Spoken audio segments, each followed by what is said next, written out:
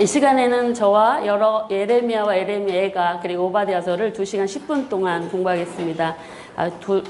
쉬는 시간 없이 그냥 바로 가도록 하겠습니다. 예레미야서를 먼저 보도록 하겠습니다. 여러분, 예레미야서는 지금까지 여러분들이 이제 포로 전까지 예언서들을 보셨는데, 예레미야서의 위치를 좀 보시면, 예레미야서의 배경은 어디냐면, 여길 보시면, 바벨론 포로 시기 바로 전이라고 할 수가 있습니다. 그래서 구약 예언서의 배경은 남북 분열 시대, 그리고 바벨론 포로 시대, 바벨론 포로 후기 시대를 이렇게 구분해서 볼 수가 있습니다. 근데 특별히 예레미야와 예레미야가 오바댜서의 그 배경은 남쪽에서는 애굽, 그리고 북쪽에서는 아수르, 바벨론, 페르시아 제국들의 패권 경쟁에 의하여 굉장히 격동의 시대를 겪는 그런 시기 중에 기록되어진 것이 바로 예레미야서라고 할 수가 있습니다.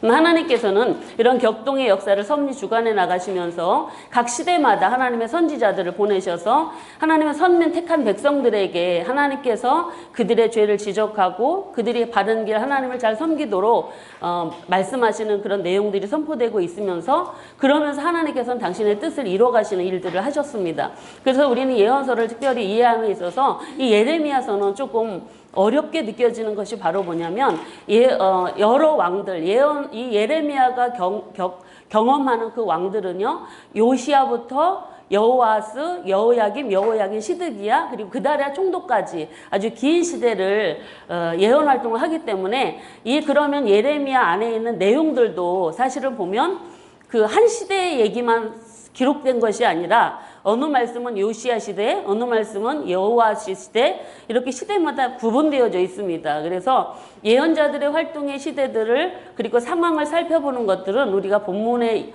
성경을 이해하는 데 굉장히 중요합니다. 그래서 예레미야서를 들어가 보시면 이제 각 어느 왕 시대에 어느 내용들이 선포되어지는가를 이제 표를 통해서 구분해 보면서 말씀을 들어가시도록 하겠습니다. 근데 특별히 하나님께서는 각 시대마다 당신의 택한 백성들을 위하여 그들이 순종할 때 아니고 불순종할 때는 항상 예언자들을 보내셨습니다. 그래서 예언자들에게 하나님의 말씀을 맡겨주셨고 그 말씀을 백성들에게 선포하도록 하셨지요.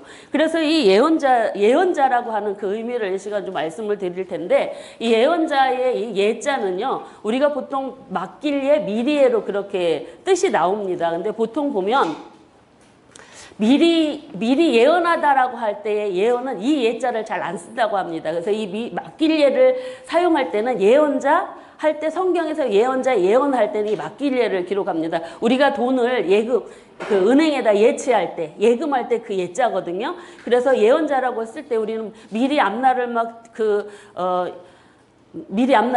보고 또한 신비한 이야기들을 하고 그런 이유가 아니라, 예언자는 신비한 이야기들을 하는 분이 아니라 실제 역사 속에서 하나님의 백성들이 잘못 가고 있을 때 그들의 분명한 잘못을, 그 당시의 모습을 지적하고 그리고 그들의 잘못에 대한 벌이 있다라는 심판을 경고하시면서 그들에게 회개를 촉구해서 회개하고 돌아오기를 원하여서 하나님께서는 시대마다 당신의 사람들에게 하나님의 말씀을 맡겨주셨다라는 것입니다. 그래서 예언자란 신비한 예언하고 또 앞날을 맞추는 그런 사람이 아니라, 성경에서 예언자란 하나님의 말씀을 맡은 자라는 그런 의미로 여러분들이 보시면서 우리 이 예레미야를 들어가 보시면 좋겠습니다.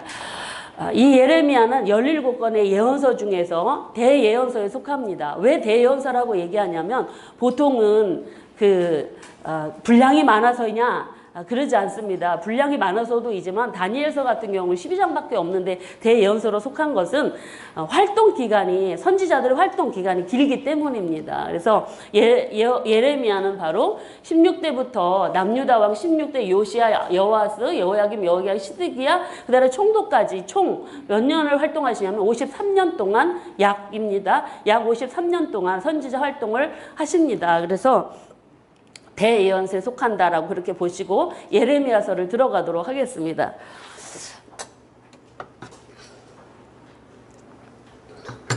예레미야는 핵심을 보시면 여러분들 성경마다 공부하실 때 여기 핵심을 써놓습니다. 눈물로 예루살렘을 심판하시는 하나님이십니다.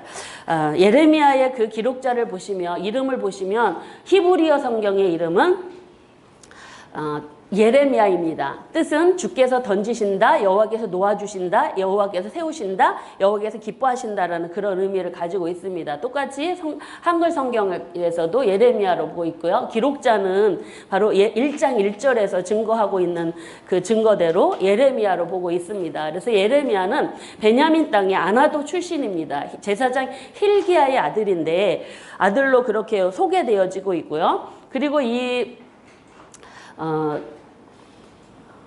예레미야는 하나님으로부터 독신생활, 결혼을 하지 말 것을 명령받습니다. 그래서 독신생활로 하나님의 말씀을 전한 선지자가 되겠고요. 동시대의 선지자로는 여선지 훌다, 하박국, 스바냐, 에스겔, 다니엘, 나움, 오바댜입니다. 그래서 이런 동시대의 선지자들이 많다라는 건 이 시대에 하나님께서 당신의 택한 백성들에게 하실 말씀이 많으시다라고 그렇게 보시면 되겠습니다. 특별히 아나돗이라고 하는 제사장 출신이라고 하는 것은, 이 아나돗은 바로 지방 성소가 아니라 그 중앙 성소 아니라 지방 제사장 가문 출신이다, 그렇게 보시면 됩니다. 우리가 보통 이 아나돗 제사장들은 바로 실로의 엘리, 아비아달, 그리고 모세로 이렇게 올라가는 그 혈통에 이어지는 그런 제사장이라고 보시면 되겠고요.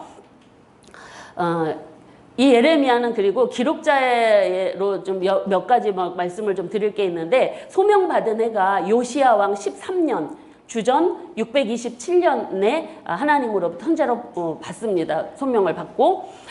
근데 이때가 언제이냐? 바로 중동의 모든 그 제국들의 격변의 시기였었습니다. 아수르, 지금까지 패권을 장악했던 아수르가 점점 쇠약해지고 바벨론이 패권을 장악하는 그런 시대가 이 시대라고 보시면 되겠습니다. 그래서 이 예레미야가 소명을 받던 해가 바로 어떤 때냐? 아수르의 가장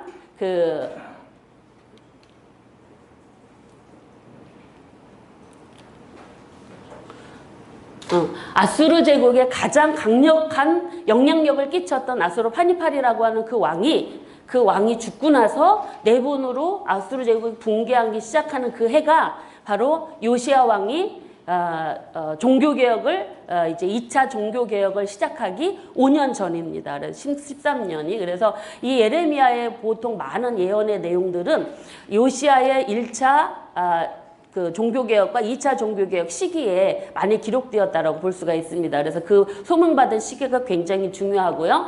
그리고 이 기록자의 부분에서 우리가 좀 더 봐야 될 부분들이 바로 뭐냐면, 이 요시야의 대부분의 기록은 바로 이렇게 1차 종교개혁이 12년에서 이루어지게 되는데, 18년에 다시 이제 2차 종교개혁이 이루어지고, 그 사이에 예레미야의 요시야 시대의 예언의 말씀들이 선포되어지고 있습니다.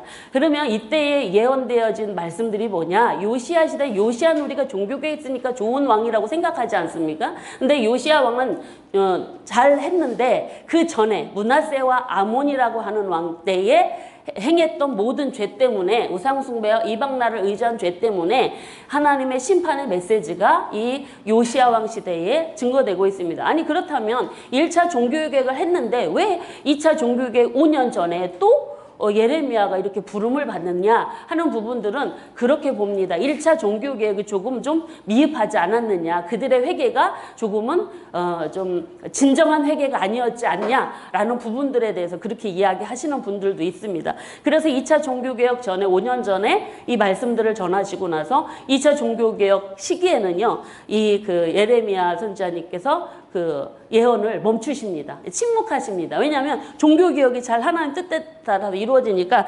백성들을 책망할 일이 없으시겠죠. 그래서 이런 배경들을 가지고 사역을 하셨다라는 걸 아시면 좋겠고요. 그리고 요시왕이 그러다가 이제 2차 종교개혁 때는 가만히 침묵하시다가 언제 다시 예언 활동을 하시냐면, 요시야 왕이 죽고 바벨론과 아수르와의 그 전쟁을 돕기 위해서 바로왕 느고가 올라가다가 무깃도에서 요시야 왕이 그 애굽의 군대를 막다가 갑작스럽게 죽지 않습니까? 그래서 그 요시야 왕이 죽고 나서 여호야김이 왕이 올랐을 때, 원래는 요시야가 죽은 다음에 여호아스가 백성들에서 왕이 올렸다가 나중에 바로 느고가 세운 왕이 여호야김이거든요. 그래서 이 여호야김 시대에 다시 예언 활동을 시작을 하게 됩니다. 그럼 다시 예언 활동을 시작했다는 건 뭔 얘기냐? 아직 그러면 이 시대에 뭔가 잘못하고 있다라는 것입니다. 백성들이. 그래서 다시 이 여호야김 시대에 예언을 활동하셨다라고 그렇게 보시면 되겠습니다. 이때의 예언들이 바로 백성들의 죄를 지적과 회개를 촉구하고 예루살렘 멸망과 70년 포로 생활이 이때 예언이 되어집니다. 여호야김 시대. 아직 여호야김 시드기야가 남아있는데도 불구하고 이때 이런 예언들이 있었다라는 것은 백성들이 요시야 왕이 종교개혁을 2차로 했는데도 불구하고 성전에서 율법책을 발견해서 백성들에게 말씀을 가르치고 유월절까지 지키면서 그런 대대적인 종교개혁을 완벽하게 했는데도 불구하고 요시야이 죽고 나서 여호야김 시대에는 다시 그 옛날 죄로 돌아갔다라는 것은 그 종교개혁의 영향이 백성들에게 크게 미치지 않았다라는 것입니다. 참 안타까운 일이죠. 애썼는데도 그 영향력, 이것은 뭐냐? 요시야이 잘못했냐? 그게 아니고 당시 백성들이 너무 이러한 죄에 만연되어 너무 길들여져 있어서 이것에서 쉽게 벗어나지 못한 모습이다라고 보시면 되겠습니다. 그래서 이때 이제 특별히 그 예루살렘 성전 멸망과 70년 포로 생활을 경고를 하다 보니까 이때 그 제사장들의 이제 반발이 일어나고 제사장들과의 대립이 일어나게 되고 대사장들에 의하여 이렇게 체포되고 감금되고 이렇게 죽임을 당하는 그런 어려운 일들이 이때 있어지게 됩니다. 그리고 그런 부딪힘 때문에 생명의 위협까지 오는 일들이 이때 일어났다라고 보시면 되겠고요.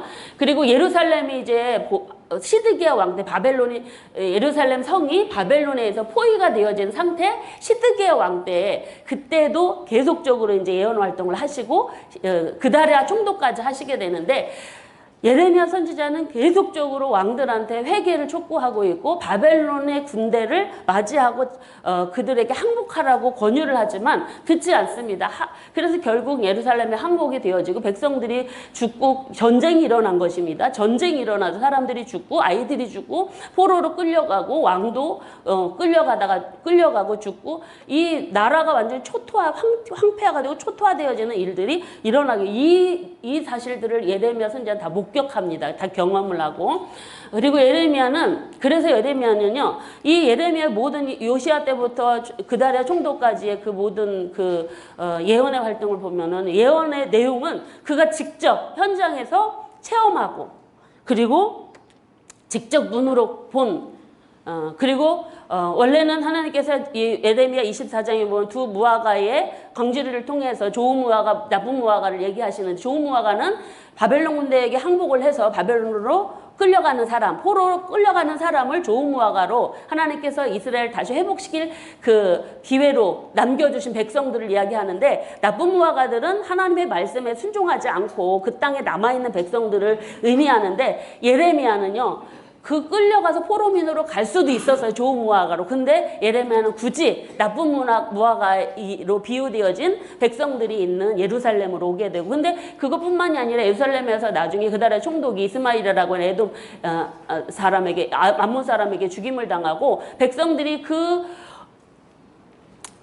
바벨론 군대가 무서워서 그다랴 총독은 사실은 바벨론이 세운 사람이거든. 그러다 보니까 무서우니까 이 애굽으로 도망가는 거예요. 근데 나라가 모든 망하기까지 백성들이 보니까 예레미야가 한 얘기들이 다 되는 거예요. 백성들이 나라가 망하고 나니까 예레미야가 그럼 우리 뭐 어떻게 되면 좋겠냐고 그렇게 묻는데도 물었어요. 그래서 예레미야가 이 땅에서 살아라.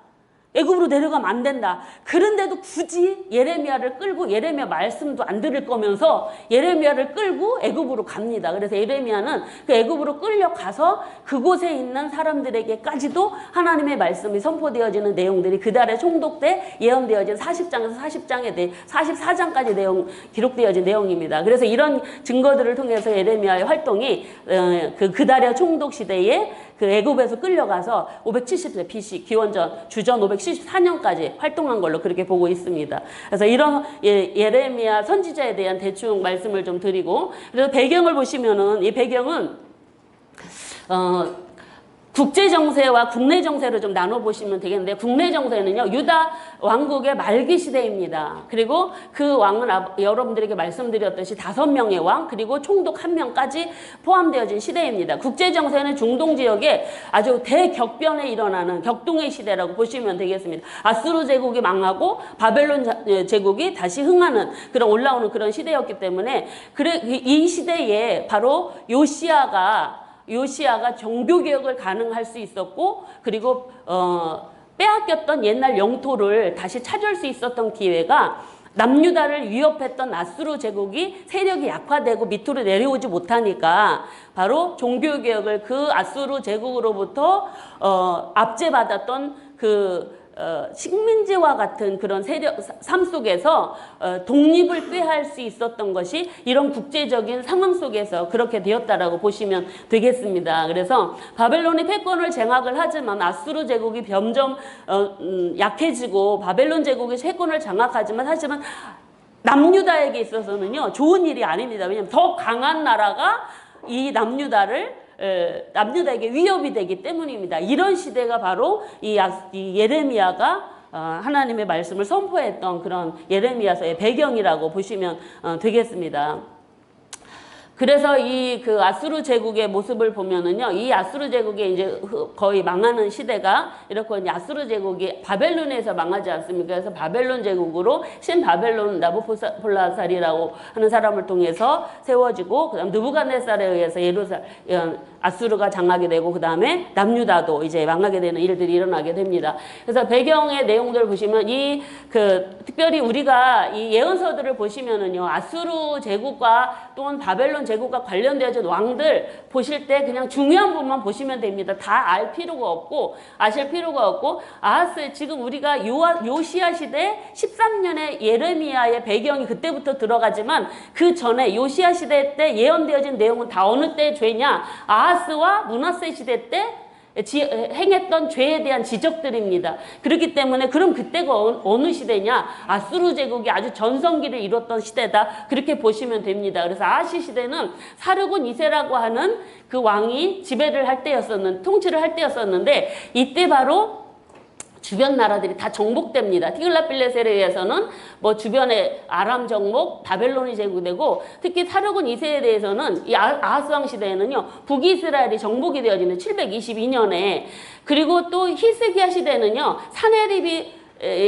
침공을 와가지고 예루살렘 포위한 사건, 14만 4천 사건, 여러분 이사야 말씀 들을 때도 11개에서도 들으셨죠. 그래서 그때 침략을 오지만 히스기야는 그래도 지방까지는 종교개혁을 못해도 예루살렘에서만 부분 종교개혁을 하십니다. 이때 세력이 강한데도 불구하고. 그래서 이런 관련성 보시면 되겠고, 그러면 가장 강력했던 시대가 언제냐? 바벨론 아수르 왕 중에 가장 강력했던 왕이 아수르 파니팔이라고 하는 왕이 시대입니다. 그래서 이때는 애굽까지 정복되어지는, 애굽의 노아몬까지 정복되어지는 시대였는데, 이때 너무 세력이 세다고 므낫세는 거의 아수르의 종속국이, 남유다는 종속국이 되고 아수르를 조공을 바치고 섬기는 나라가 되어지지요. 그 다음에 아수르에서 이제 요시야 13년 때 이 사람이 죽습니다. 아수르 파니팔이. 그러고 나서 아수르 세력이 이제 점점 내분으로 인해서 아수르가 망하고, 바벨론에서 망하고, 바벨론 제국이 이제 등극하게 되는 일들이, 이런 과정들이 통해서 바로 이 예레미야의 배경들이다라고 참고로 보시면 되겠습니다. 그 표를 이제 이렇게 보시면 됩니다. 그래서 보통 이 빨간색은 북이스라엘입니다. 파란색은 남유다 왕입니다. 그래서 남유다 북이스라엘은 여기에서 아하스 시대의 호세아 왕으로 마지막이 되어지고, 우리가 봐야 될 내용들은, 이분들은 왜 봐야 되느냐? 이때에 왜 이렇게 죄를 질 수밖에 없었나? 아수르 제국이 너무 강해서. 근데 그거는 핑계입니다. 아무리 강해도 하나님께서는 수없이 당신의 강함을 말씀해 주셨고, 하나님께서는 하나님의 하나님 되심을 보여주셨고 말씀해 주시고, 이스라엘을 통해서 말씀해 주셨는데도 이스라엘 백성들은 하나님보다 헛된 우상들을 섬기는 일들을 했지 않습니까? 그래서 그런 배경들을 이 속에서 보시면 되겠습니다. 그래서 이 남유다 상황 당시를 보시면은요, 아하스 시대에는요 거의 친아수르입니다. 그리고 히스기 시대 때는 바로 반아수르. 근데 나중에 이제 친애굽이 되어지는 반아수르 했다라는 것은, 종교개혁은 당시 종교개혁 뭘 의미하냐? 그 종교개혁은 독립을 의지합니다. 아수르의 압제로부터 나는 벗어나고 싶다라는 의지가 종교개혁이었습니다. 독립운동이라고 보시면 되겠습니다. 그리고 므낫세 아몬 시대에는 친아수르, 뭐 티글라 빌레셀 아수르 파니팔에 의해서 뭐 거의 꼼짝을 못했던 시대이고, 근데 요아스 시대는 바로 이제 그 왕이 죽고 이제 독립을 할 수 있는 그런 계기가 되어져서 종교개혁을 하게 되었다라고 보시면 돼요. 그래서 반아수르 어느 나라도 의지하지 않습니다. 왜냐하면 이러한 죄, 반아수르를 의지하고 애굽을 의지한 죄를 지적받았거든요. 사실은 하나님의 선지자들을 통해서. 그리고 여호아스 시대에는 여호아스는 애굽 왕에 의해서 세움받은 왕이거든요. 그런데 처음에는 애굽 왕이 세움을 받았는데 나중에는 반애굽 을 하게 됩니다. 그러고 나서 나중에 여호아스는 내려오고 이 여호야김이 자기가 왕이 되고 싶어서 애굽 사람 여호아스는 백성들이 세운 왕인데 애굽하고 등지고 있다가 나중에 여호야김이요 애굽 왕하고 느고 왕한테 나 왕 지켜달라고 그래서 왕이 된 사람이 여호야김입니다. 그래서 친애굽입니다. 여호야김. 그리고 여호야김 시드기야 친애굽이었다가 나중에 시드기야는 바벨론에 의해서 세운 왕인데도 이 시드기야는 나중에 바벨론에게 순종하지 않으므로 일단 나라가 망하게 되어진 이런 배경들을 여러분들이 좀 같이 참고해서 보시면 좋겠습니다. 말씀을 드린 내용들이고요. 그래서 배경을 보시면은 그래서 이렇게 이 굉장히 중요한 해입니다. 아수르 파니팔이 죽고 나서 요시야 13년인데 12년이라고 되었습니다. 죄송합니다. 그래서 이때 종교개혁을 단행한 2차 종교개혁을 단행하기 5년 전에 예레미야가 소명을 받았다라고 그렇게 보시면 되겠습니다. 기록연대를 좀 보시면 그래서 627년에서 574년으로 그렇게 보고 있습니다. 이 기록연대는 바로 배경이 뭐냐면 요시야 33년이 주전 627년경에 소명을 받았고, 그러고 나서 이제 그는 이제 바벨론에서 아수르가 망하는 거, 예루살렘 망하는 거 다 보고, 그리고 백성들에서 애굽으로 끌려가서 애굽에서 사역하다 574년에 돌아가십니다. 그래서 그런 배경으로 74년까지 보고 있습니다. 예레미야의 생애와 연결되어서 이런 그 연도를 우리가 기록 연대로 잡았습니다. 그리고 기록 목적을 보시면 사실은 기록 목적이 왜 이 예레미야서가 기록되었는가, 여러분들이 그걸 함께 보시면 되겠습니다. 그래서 기록 목적은, 책의 모든 기록 목적은 왜 하나님께서 이 말씀들을 백성들에게 전하게 하셨는가, 그 이유가 기록되었는지. 첫 번째는 언약 관계로 맺어진 남유다 백성들에게 사랑과 공의의 하나님을 증거하기 위하여 바로 이게 기록되어졌다는. 두 번째는 하나님과의 언약을 불신실하게 행하는 백성들과는 달리 하나님께서는 그럼에도 불구하고 백성들에게 신실하게 언약을 지키시고 변함없는 사랑을 보여주시고 진정한 회개를 촉구하기 위해서 기록되었다라고 보시면 되겠습니다. 그리고 세 번째는 하나님의 심판은요, 예레미야 시대 때 심판은요 이미 확정되어진 심판입니다. 거의. 그래서 근데 여러분 이따가 말씀을 들어가 보시면 단계적으로 하나님께서 심판의 내용들을 처음에는 약하게 나중에 강해서 이제 돌이킬 수 없는 상황까지 가는 모습까지 가는 걸 보면, 그러면 하나님의 이 심판은 멸망이냐 아니라는 거, 멸망이 아니고 사랑의 훈계라는 것을 알려주기 위해서 기록되었다고 보시면 되겠습니다. 그리고 네 번째는 새 언약과 회복의 약속을 선포하기 위해서 기록되었습니다. 하나님의 택한 백성들에게, 특히 남유다 백성들에게 하나님께서 주시는 메시지는요, 그들의 죄에 대한 지적과 그들의 죄로 인한 결과로 심판을 명하시지만 그 멸망이 다른 이방 민족들을 향한 멸절이 아니고 기회를 주시는 것이며, 그들을 통해서 다시 회복시키고 다시 하나님의 뜻을 그들을 통해서 이루어가시고자 하시는 그런 희망을 말씀하시는, 그래서 모든 하나님의 백성들에게 주시는 예언의 말씀 뒤에는요 항상 이 회복의 말씀들이 약속되고 있다는, 이건 백성들에게, 하나님의 백성들에게만 주어진 은혜입니다.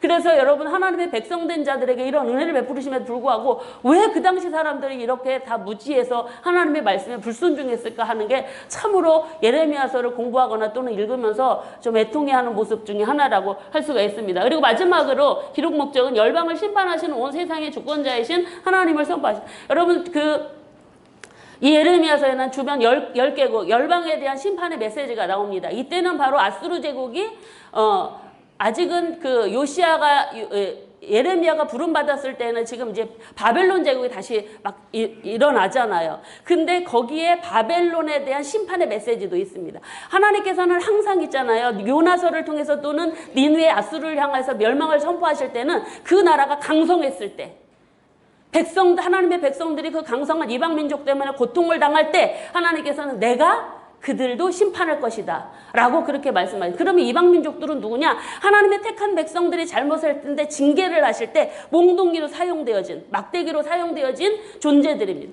근데 하나님께서는 당신의 택한 백성들이 죄를 짓고 하나님의 뜻을 거역할 때 이방 민족들을 막대기로 몽둥이로 사용해서 백성들을 때리고 징계하시지만 그 징계를 통해서 하나님께서는 이방 민족들에게도 기회를 주십니다. 회개의 기회를. 그런데 끝까지 그들도 회개치 않고 악을 행하면 그 이방 민족들도 누구에 의해서요? 하나님의 주권에 의하여 멸망을 당하게 될 것을 말씀하십니다. 그런데 여러분 예레미야서의 모든 예언서에 나오고 있는 이방 민족에 대한 심판의 메시지 멸절입니다. 멸망입니다. 근데 하나님 백성들에게는 회복이다라는 것 우리가 기록 목적을 통해서 확인하고 첫 절과 끝 절을 보시겠습니다. 첫 절은 베냐민 땅 아나돗의 제사장 중 힐기의 아들 예레미야의 말이라.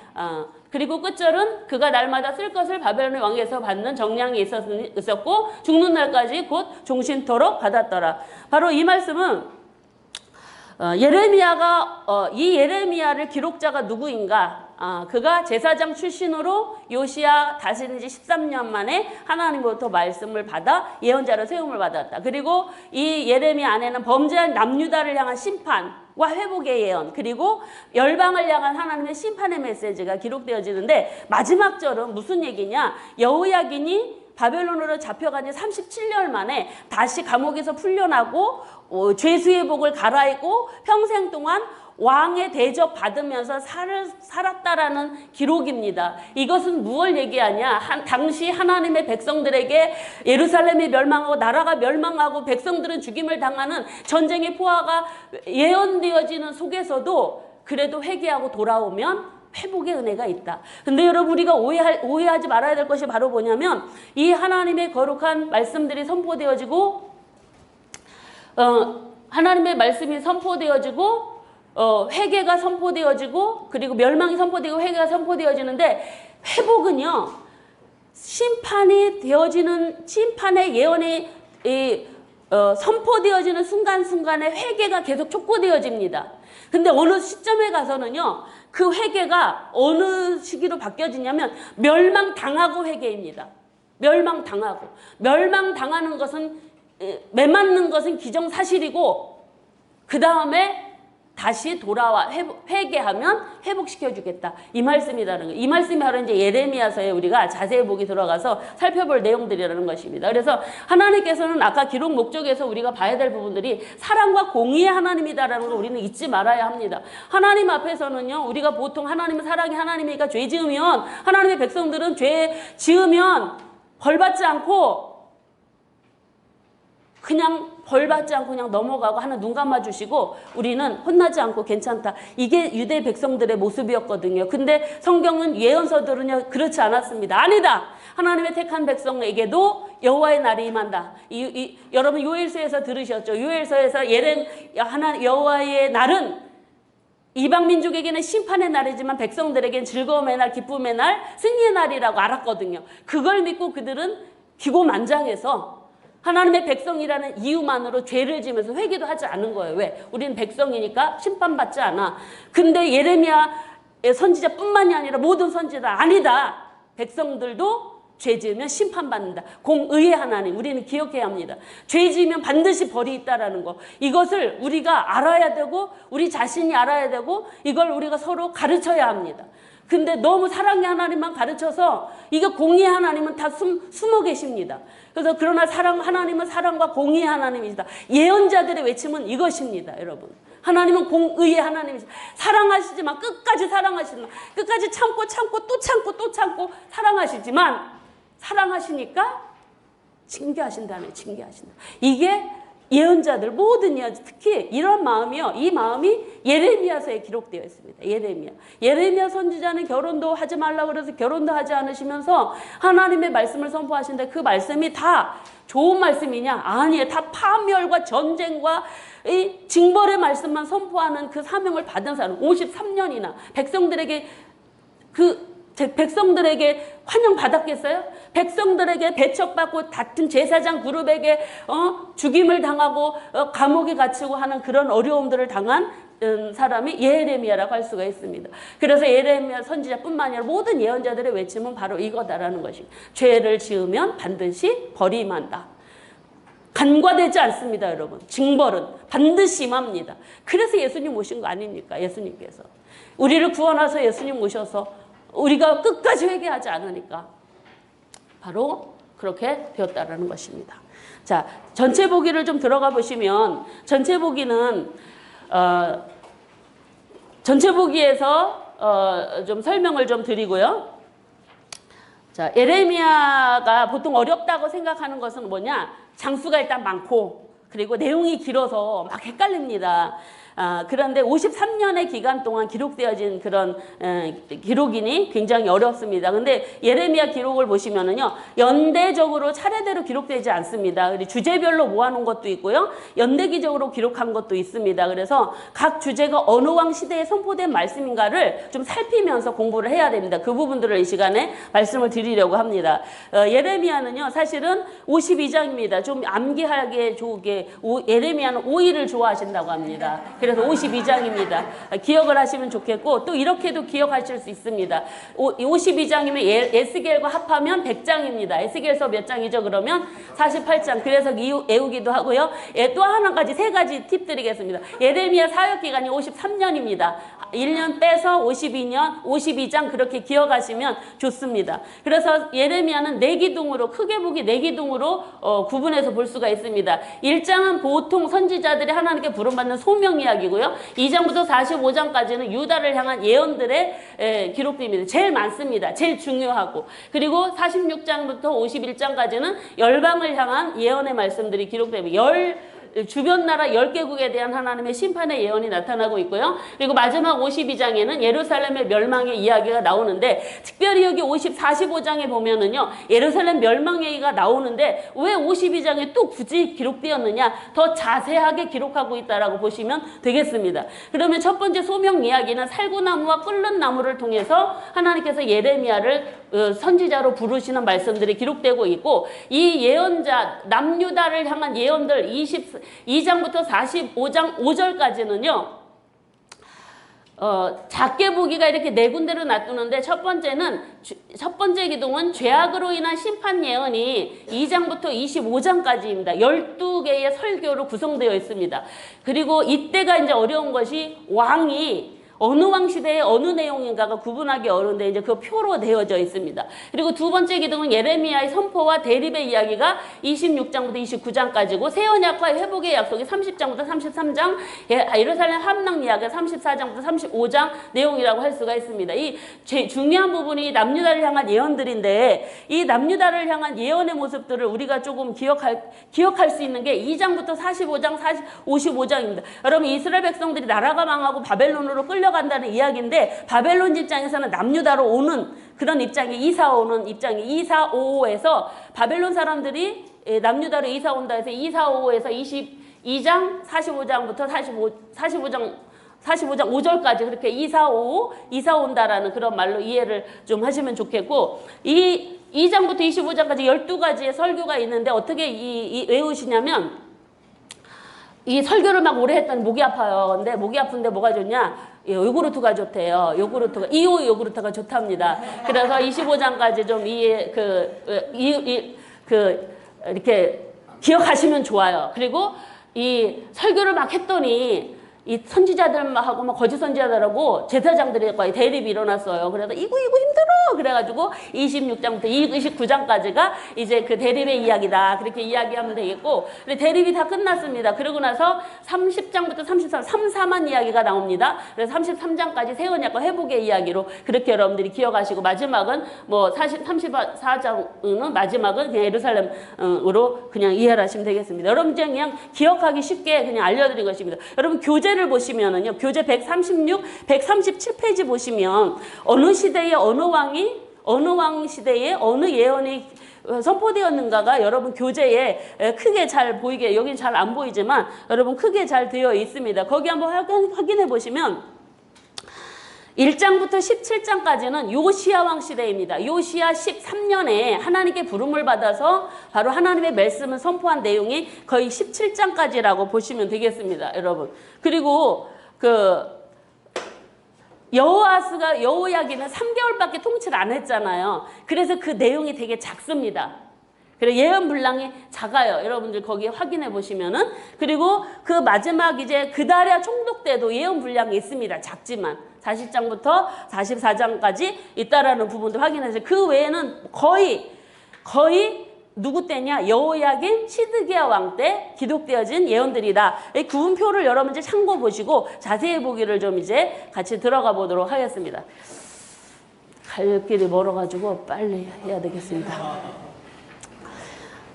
이제 첫 번째로 보실 게 소명입니다. 1장은 소명인데 소명의 부분들은 하나님께서 예레미야를 하나님의 선지자로 부르십니다. 근데 어떻게 부르시느냐면 이때 부르시는 시기를 이야기를 해줍니다. 그 시기가 바로 요시아가 다스린 지 13년이다. 이때가 언제라고요? 주전 627년. 이때가 언제라고요? 아수르 왕 아수르 파니팔이 죽던 시대. 그리고 이때가 언제라고요? 요시아가 2차 종교개혁하기 5년 전. 이렇게 기억하시면 되겠습니다. 근데 이때까지 아직도 남유다의 므낫세 시대와 아몬 시대의 죄가 만연되어 있었습니다. 아직도 심각하게 스바냐 선자를 통해서 하나님의 말씀이 외쳐져서 1차 종교개혁이 있었지만 그러나 그것이 아마 그릇에 겉을 씻는 것과 같은 그런 종교계였는지 백성들의 죄를 책망하고 회개를 촉구했지만 진짜 회개가 아니었다라는 것을 볼 수가 있습니다.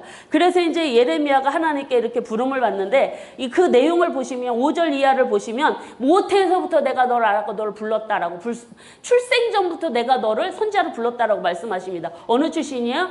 제사장 출신이십니다. 근데 예레미야는 뭐라고 하는데 나는 아이라 말 못합니다. 그랬더니 아마 결혼하지 않은 청년이라 마음이 약했던 모양이죠. 그런데 이 하나님의 답변은 내가 너 누구한테 보내든지 너는 가라.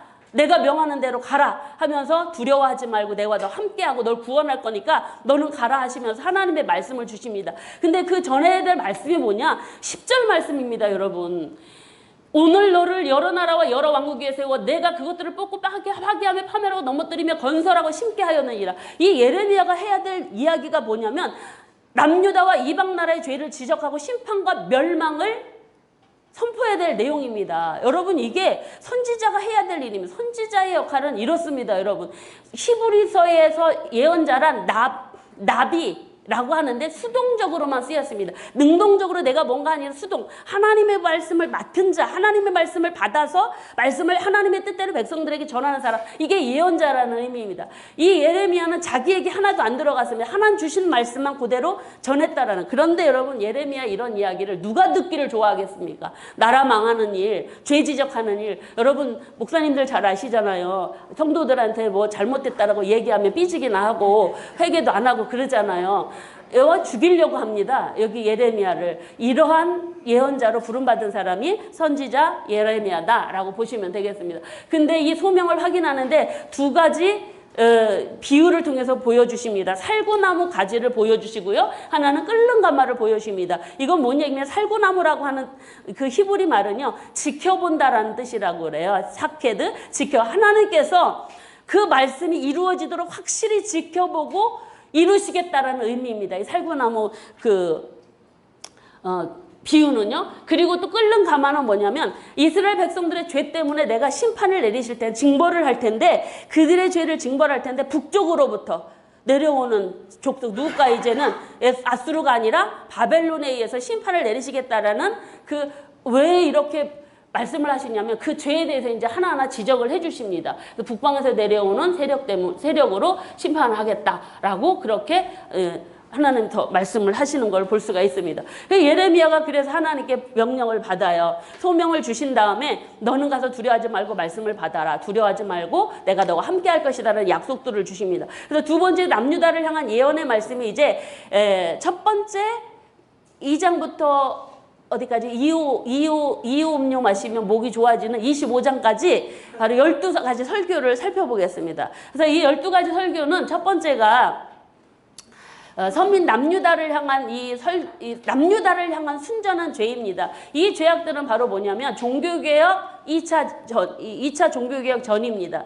여기 모든 12개의 이 설교 안에는 이들의 지적하는 죄는 영적인 배신, 영적 간음, 영적 무책임, 영적 행음, 이러한 그 내용들을 이야기하는데, 하나님께서는 단비와 늦은 비들을 주셔서 그들이 회개의 기회를 주셨는데도, 그러니까 그들이 잘못하니까 하나님께서 자연재해를 주면서, 야, 자연재해 오니까 우리가 뭐 잘못하나 보다, 하나님께 바르게 살자, 이러지 않고 수치도 모르고 바로 욕심을 이루는 모습으로 되었다라는 내용들이 바로 이 첫 번째 설교의 내용들이라고 보시면 되겠습니다. 그러면 이들이 지은 죄가 바로 뭐냐? 그 내용이 바로 첫 번째로요, 백성들의 죄뿐만이 아닙니다. 여러분, 여기 보시면은 제사장, 율법 다루는 자들, 율법 다루는 자들이 제사장, 레위인들이죠. 같이 말씀 전하는 관리, 선지자, 아주 다 한통 속이 돼가지고 이 죄를 지었다라는 것입니다. 하나님 앞에 이걸 영적 배신이라고 합니다. 이스라엘 백성들이 첫 번째 제사장, 정치 지도자, 선지자들이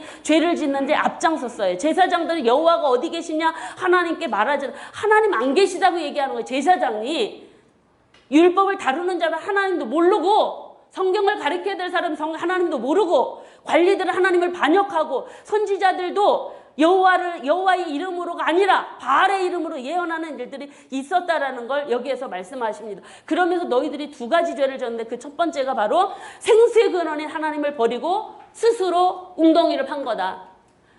웅덩이를 팠다라는 것은 뭐냐면, 이웃나라하고 조약을 맺고 동맹을 맺어서 어려움을 타개하려고 동맹 맺으러 돌아다녔다라는 것입니다. 아수르로, 바벨론으로, 애굽으로. 그게 바로 웅덩이를 봤다라는 것입니다. 스스로 누군가를 의지하려고 강대국을 찾았지만, 하나님께서 뭐라고 말씀하시냐면, 내가 그 강대국도 너희 안전 보장 못 해준다. 그들도 나한테 심판받는다. 그걸 말씀해 주시는 내용들이 바로 여기 말씀이라고 할 수가 있습니다.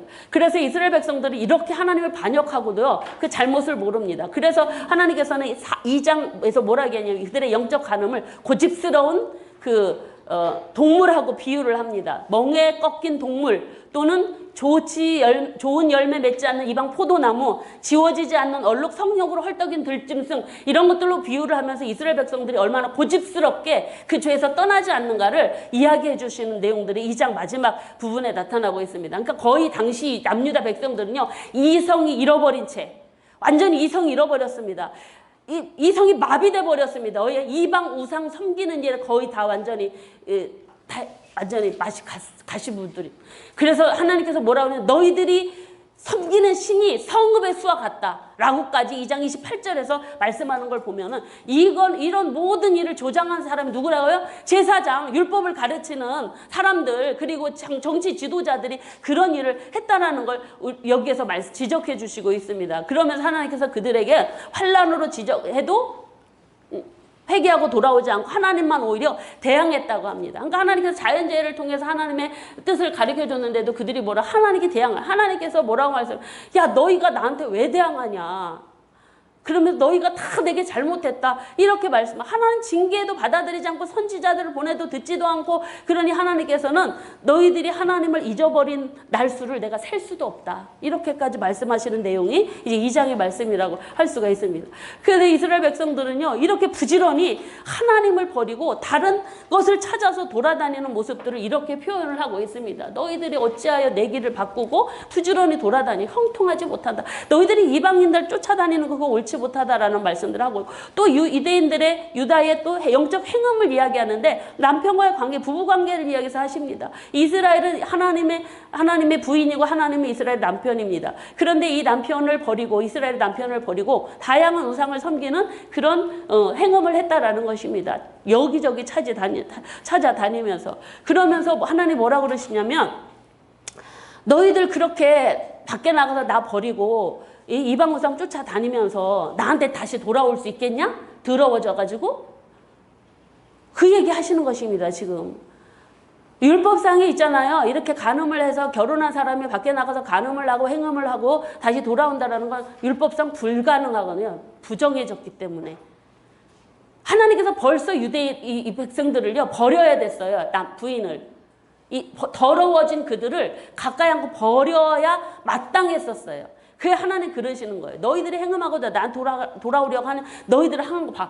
행음하지 않은 것이 어디 있느냐 하면 너희들은 창녀의 낯을 가지고도 두려워하지 않고 부끄러워하지도 않는다라고 이렇게 지적하는 죄악들이 여기 있습니다. 그리고 이 두 번째 죄악에서는요. 북이스라엘의 죄악을 담습하는 유대를 향한 회개 촉구가 심판 얘기. 이게 뭐냐. 북이스라엘이 이미 망했어요. 왜 망했냐면 우상숭배 때문에 망했잖아. 그거를 유대인들은 봤어요. 아하스 시대 망했잖아 이미. 근데도 뭘 하냐면 그걸 똑같이 아니 더 남유다가 더 하고 진짜 회개하지 않고 북이스라엘의 죄를 더 담습하고 있다라고 얘기. 그래서 하나님께서는 회개하고 내게로 돌아오라 배역한 자식 내가 너희 남편이다 라고 하면서 회개를 촉구하는데도 불구하고 내가 너희들 돌아오면 내가 고치겠다라고 말씀하시는데도요 돌아올까요? 돌아오지 않습니다 여러분. 그러면서 하나님께서 너희는 마음을 가지게 되고 나에게 속해라. 그리하면 너희가 회개하지 않으면 내가 불같은 불 끌지 못할 그런 분노가 너에게 임해서 너희가 벌을 받을 거다. 그러나 회개를 하면 복을 줄 거다. 공의의 하나님이다 말씀하시고 있는 모습입니다. 근데 여러분 이 모습을 보면 이게 반복되어집니다. 이런 모습이. 하나님께서는 백성들이 끝까지 회개하고 하나님께 돌아오기를 원하는 마음들이 이 본문에 담겨요. 그러면서 예레미야는 뭘 말씀하냐. 그 하나님의 파멸이 예루살렘의 열매에 점점 다가와 있는 것을 보는 거예요. 그래서 이 백성들이 이 죄가 더 이상 용서받을 수 없는 지경에 오른 걸 알고 이 선지자는요. 이 바벨론 군대가 이렇게 내려오는 그런 참상들을 보면서 슬프고 아프다, 고통하고 탄식하는 모습들을 사실은 이게 예레미야의 슬픔일까요, 여러분? 예레미야의 아픔일까요? 이 예레미야의 슬픔과 아픔은 하나님의 아픔이십니다. 하나님. 여러분 그래서 하나님께서 당신의 택한 백성을 징벌하기 위해서 전쟁 소리가 나는데도 백성들은 미련해갖고 지각이 없어갖고 선을 행하기에 무지하다는 거. 그것 때문에 탄식하는 것입니다. 그것 때문에. 그래서 하나님께서는 온 땅을 황폐할 정도로 내가 온 땅을 내가 심판을 하지만 하나님의 긍휼에 은혜 내가 진멸하지는 않겠다. 진멸하지는 않겠다. 그러나 여러분 보십시오. 거기에서 내가 그 죄에서 돌이키지는 않겠다. 진멸은 아니지만 너희들 매 맞는 거 확실하다. 취소되지 않는다. 징벌은 취소되지 않는다라고 말씀하십니다. 여러분 그래서 하나님의 심판이 유보될 가능성 없습니다. 기정사실입니다. 심판은. 그래서 하나님 뭐라고 그래요? 그래도 예루살렘에 거리 가서 한 명이라도 하나님 앞에 공의를 행하고 진리를 구하는 자가 있나 찾아보라고까지 하시는 것은 아직까지도 지금이라도 회개하고 돌아오기를 원하는 하나님의 마음이 담겨져 있는 모습이라고 할 수가 있습니다. 뭐예요? 한 사람이라도 찾으면 내가 용서하리라. 그러면 징벌을 받았어요. 한 명이 없었다라는 거죠. 하나님 보시기에 얼마나 하나님의 마음을 아프게 한 상태였는지를 보시면 되겠습니다. 백성들은 죄를 징계를 받아도요 얼굴이 바위보다도 굳어가지고 돌아오기를 싫어하고 지도자들은요 하나님 섬기기를 거부하고 이런 자녀들은 뭐 하냐면 5장 5절로 보면 자녀들은 신이 아닌 것들로 맹세하고 우상숭배하고 창기의 집에 모이고 자기 각자 이웃의 아내를 따르며 간음을 해. 내가 어찌 벌하지 않겠느냐. 내가 어찌 너를 용서하겠느냐. 이런 나라에 내가 보복하지 않겠느냐. 하나님의 마음. 하나님 속 터지게 하는 게 뭔지 아십니까 여러분? 여호와께서 뭐라고 하십니까? 계시지 아니하고 제 앙도 내리지 아니할 것이다. 선지자는 바람이라. 선지자가 지금 멸망을 선포하잖아요. 헛된 소리라는 거예요. 말씀이 없다는 하나님 말씀. 재앙 임하지 않는다라는 거예요. 이게 당시의 백성들의 모습입니다. 유다의 죄. 하나님께서 뭐라고 말씀하시면 내가 그 죄를 용서하지 않고 말씀이 불이되어 백성을 불살르고 칼로 파멸시켜버릴 것이다. 라고 그렇게 말씀하십니다. 그러나 강한 나라가 와서 파멸은 하지만 내가 이방 나라를 완전 진멸은 아니고 이방인들이 너희를 섬기게 할 것이다. 이게 바로 회복을 염두에 두시는 심판의 메시지라고 보시면 되겠습니다. 그래서 당시에 백성들의 죄, 이 땅에 놀랍고 무서운 일이 있다라고 말씀하는데 그게 바로 뭐냐? 선지자는 거짓을 말하고 제사장은 자기 권력으로 다스리고 내 백성은 그것을 박수치고 잘한다고 좋아하는 이런 하나님 보시기에 놀랍고 무서운 일을 하고 있다라는 그런 말씀들을 하고 계십니다. 그러면서 하나님의 마음 보시면 너희가 이 예언자는 뭐래요? 내 말을 받은 자는 성실함으로 내 말을 말할 것이다. 이게 예언자들의 사명입니다. 이거 해야 되는 거 아니냐?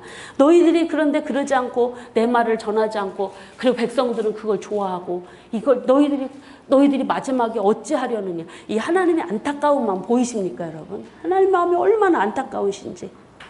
모릅니다. 여러분 그래서 이제 6장에 가서는요 다가오는 심판의 확실함을 이야기합니다. 선지자는요 아주 답답해합니다. 이게 내가 누구에게 말하며 누구에게 경책하며 듣게 할고 선지자의 애타는 마음입니다. 하나님의 분노에 참기 어렵다라고 합니다. 너무 백성들이 안 들어보고 이미 예고된 얘기입니다. 네가 얘기도 안 들을 거다. 그런데 얼마나 깝깝하면 이런 말씀들을 하시겠느냐는 것입니다. 그래서 작은 자부터 큰 자까지 다 탐욕을 부리고 선지자부터 제사장까지 다 거짓을 행하는 시대. 하나님께서 멸망시키지 않을 수가 없는 상태예요. 그래서 하나님께서는요 이렇게 다가오는 재난을 선포하게 하십니다. 백성들이 듣지도 않고 그리고 하나님께서 멸망을 예고하시고 왜냐하면 그 이유가 하나님을 버렸기 때문이다 라고 이야기. 세 번째 설교는 외식 예배와 우상 숭배를 통한 드러난 유다의 위선. 이건 말 성전 설교라고 불려지는 내용인데요. 백성들의 거짓된 종교 생활에 대한 심판의 메시지입니다. 이 내용은 바로 우리가 그냥 하나님께서 예레미야 야 사람들 드나드는 성전 가서 말씀 전해라 이렇게 말씀을 하십니다. 유다 백성들에게. 왜냐면 그럼 그 당시의 사람들은요 이방신 다 이방 섬겼잖아요. 그럼 뭘까요? 이방 섬겼지만 성전에도 드나들었다라는 것입니다. 이거 지적하십니다. 그들은 무슨 얘기냐면 성전을 드나드는 이유는 하나님 행운의 부적처럼 여겼다라는 거예요. 성전을 자신들을 다른 공격으로부터 자신들을 보호해줄 그런 부적 같은 존재로 하나님을 여겼다라는 그들을 향해서 이 얘기를 하라는 것입니다, 여러분. 너희들이 내 앞에 와서 나는 구원받아 그렇게 악을 행하면서도 내 앞에서 구원받았다 그렇게 이야기를 하느냐? 그러면서 하나님께 내가 실로가 망한 것처럼 너희들을 쫓아낼 것이다 라고 말씀합니다. 그러면서 하나님께 내가 이제 나오십니다. 내가 너 백성들의 기도를 듣지 않을 거다. 백성들의 기도를 듣지 않으실 거다. 네가 백성들을 위해서 기도해도 안 듣고 그 백성들이 기도해도 내가 이제 안 들을 거다. 어느 정도 하나님께서 마음에 아픈 상태이고 심각한 상태인지 아시죠? 근데 하나님께서 너무너무 아파하시는 게 뭐냐면 수없이 출애굽 시대부터 선지자들을 보냈지만 이스라엘 백성들은요 조상들보다 더 악을 행했다고 하면서 뭐라고 말씀하십니까? 너희가 성전 안에서 아수르의 신, 1월 성신들을 세워놓고 우상 숭배하고 성 밖에서는 자기 자식을 우상에게 몰렉신에게 섬기며 하는 일들을 하고 있다는. 그래서 땅을 더럽혀. 이건 내가 명령하지도 않았고 이런 일은 내 마음에 생각하지도 않은 일이다 라고 그렇게 말씀하십니다. 그래서 하나님께서 경노하셔서 내가 각처에서 이들을 쫓아내고 황폐하게 하고 그 땅에서 예루살렘에서 웃는 소리 기뻐하는 소리를 다 끊어버리겠다라는 말씀을 하십니다. 그 당시 뭐라고 얘는 살아있는 자가 차라리 죽는 게 낫다 이런 소리 할 정도로 심판하겠다라는 말씀하십니다. 얼마나 하나님께서 우상숭배에 대한 아픈 마음을 갖고 계신. 이게 이제 성전 설교에서 주어지고 있는 말씀들이라고 할 수 있습니다. 그래서 예루살렘에 대해서 다시 한번 죄를 지적하시고 그리고 심판을 예고하시는 내용들. 그래서 이 예레미야는요 너무 슬픈 거예요. 지금 백성들은 알아먹지도 않죠. 하나님은 심판 내리시겠다고 하죠. 중간에 낀 예레미야가 얼마나 슬프고 근심이 나는지 마음이 병들 정도로. 백성들 보면 답답하고 하나님께서는 징계 내리신다고 하시고 이게 선지자의 마음, 이게 하나님의 마음이라는 거예요. 이 슬프고 아프고 근심스러운 마음이. 그래서 주야로 백성들 때문에 운다. 이 선지자의 울음이 하나님의 울음 아니겠습니까, 여러분? 하나님 말씀을 듣지 않는. 그래서 이제 9장에 가서는 뭔 얘기하냐면 예루살렘에서 백성 탄식합니다. 백성들의 죄악을 다시 연결하고 다시 열거하고 하나님 보복하신다. 돌아오기를 거절하고 그들은 가증한 일 때문에 부끄러움을 당할 걸 말씀하시고 탄식하는데 예루살렘 멸망은 이제는 예루살렘 멸망이 이제 기정사실이에요. 이제 더 이상 돌려지지 않습니다. 그래서 여인들한테 조가를 부르라고 할 정도로. 그러면서 뭐라고 얘기하냐면 너희는 지혜로운 자는 지혜를, 용사는 자기 용맹을 자랑하지만 부자는 자기 부함을 자랑하지 말고 하나님을 자랑해라. 뭐를요? 하나님 어떤 분이 하나님을 아는 거, 하나님은 사랑과 정의와 공의를 행하는 분인 줄을 알아라. 그걸 하나님은 기뻐한다. 하나님이 어떤 분인가를 분명히 벌을 내리시는 분이다라는 걸 이야기하고 계시고 10장에 가서는 우상의 헛됨과 참 하나님의 대조를 이야기해 주십니다. 여기 3절과 10절을 통해서 대조하시죠. 그래서 우상은 거짓되고 생기도 없고 아무것도 복도 못 주지만 살아계신 하나님은 만물의 조성자요. 그리고 하나님께서 복을 내리시고 영원한 왕이시다라는 것이 이 부분들을 이제 통해서 하나님께서 이스라엘 백성들에게 하나님께서 말씀하신 모든 내용은 이루어질 것이다. 그래서 유대 백성들에게 장차 고난이 이룰 것이다라는 말씀들. 그래서 또다시 반복됩니다. 백성들에게 임할 고난 때문에 또 슬퍼하고 아파하고 고난 탄식하고 하는데요. 그래서 긍휼을 기도합니다. 하나님 징계하옵시되 심판이 내려지되 너그러이 하시고 진노를 하지 마시옵소서. 이게 이제 예레미야 가서 말씀 나오시지 않습니까? 그래서 긍휼의 기도를 하나님께 이제 더 이상 빼도 박도 할 수 없는 행한 죄를 보니까 이건 더 이상 하나님께 뭐라고 용서해달라고 할 수가 없는 거죠. 그래 이제 네 번째 설교는 하나님과의 언약을 위반한 남유다의 심판 경고 이야기가 나오는데 여기에서는 바로 우상 숭배로 언약이 파괴되어지고 피할 수 없는 심판이 하나님께 임할 것이다. 언약을 깨뜨렸고 재앙이 내려질 것이고 그들이 부르짖어도 내가 듣지 않을 거다. 아까는 예레미야의 기도도 안 듣고 이제는 백성들이 기도해도 안 듣는데요. 그들의 죄가 뭐라 그러냐면 그 신들한테 너희들이 가서 한번 부르짖어 봐라. 너희들 구원하나. 우상들에게 가서 해봐라. 그런 이야기들이. 하나님께서는요, 네 백성도 안 듣고 니네 신한테 가서 기도해. 구원하는 줄 아냐? 아나꽃감이다? 이렇게 말씀하시는.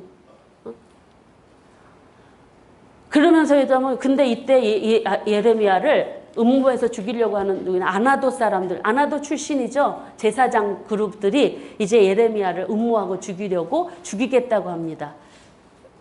왜냐하면 재앙을 선언했다고. 그래서 무서워갖고 하나님께 기도했더니 이 암살음모를 하는 미리 알게 하십니다. 그래서 하나님께서 아나도 사람들 내가 심판할 거다. 그 얘기를 하시는 내용입니다. 그들은 다 평안함이 없이 다 망할 거다. 그리고 다섯 번째 설교는 두 가지 비유, 즉 썩은 배띠와 포도주 가족의 비유를 통해서 말씀하시는데 허리에 띈 띠를 유브라데 강가에 바리틈에다 감춰라 라고 하는 이야기는 바로면 그러고 나서 한참 있다 그걸 꺼내봐라. 다 썩었죠. 물에다가 넣었는데 배띠가. 이건 뭐냐면 유다와 예루살렘의 큰 교만과 악이 다 썩어 쓸모가 없게 될 것이다 라는 그런 의미이고 가죽 부대는요.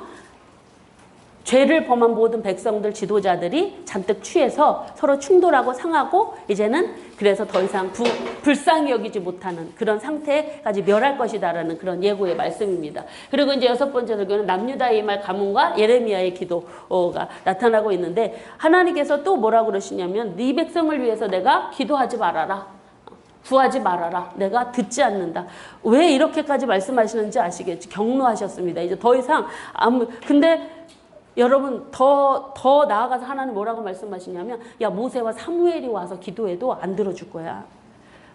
이 백성들이 내게로 향할 수 없다라고 그렇게 세계 민족들에 내가 흩어버려 버리겠다. 근데 하나님의 아픈 마음이 어디에 나타나고 있냐면 그러면서 네 가지 벌로 내가 벌할 것인데 그 네 가지는 죽는 칼 찢는 게 공중의 새 짐승으로 땅의 짐승으로 심판을 내려 죽게 하고 세계 민족 중에 흩을 건데 왜 이렇게 하실 수밖에 없었냐면 백성들이 너무 반복해서 죄를 지니까 하나님께서 이제는 지치셨답니다. 내가 이제 돌이키기도 해야 돼. 지쳤다.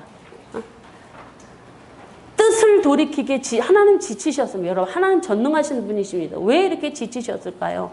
이렇게 지치신 것은 참 하나님이 지치셨다라는 게 말도 안 되지만, 전능하신 분은 지치실 수 없지만, 여러분, 하나님은 사랑 때문에 지치신 겁니다. 백성들 그냥 쓸어버리면 되는데 용서하려니까 또 뜻을 돌이키고 또 돌이키고 또 돌이키고 회개의 기회를 수없이 주셨는데 돌이키지 않은 백성들 때문에 하나님께서 이제 안 돌이키시세요.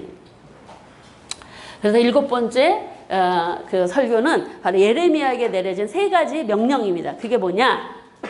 바로 아내를 맞이하지 말라, 자녀를 두지 말라, 2번째 초상집 가서 울지 말라, 3번째 잔치집 가서 먹고 즐겁게 놀지 말라. 이유가 뭘까요? 이제 곧 남유다에 닥칠 전쟁, 질병, 기근, 심판으로 내가 이스라엘에 웃는 소리, 기뻐하는 소리 다 끊어버리겠다라고 하신 그 말씀들 때문에, 그래서 조상들의 죄보다 더한 그들의 죄 때문에 내가 심판을 내릴 것이다라는 말씀입니다. 그러고 나서 그들의 죄는 뭐라고 얘기하냐? 유다의 죄는 금강석 끝 철필로 기록되어져서 그들의 마음카가 제단불에 새겨져 갖고